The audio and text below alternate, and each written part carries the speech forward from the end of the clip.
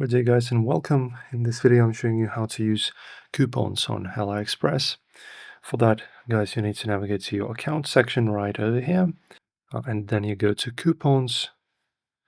Alright, so if you have any coupons, as you can see I don't have any, you can use them easily if you have them on the list. So you can actually get some. So you buy some certain products in here as you can see and you get some discount coupons.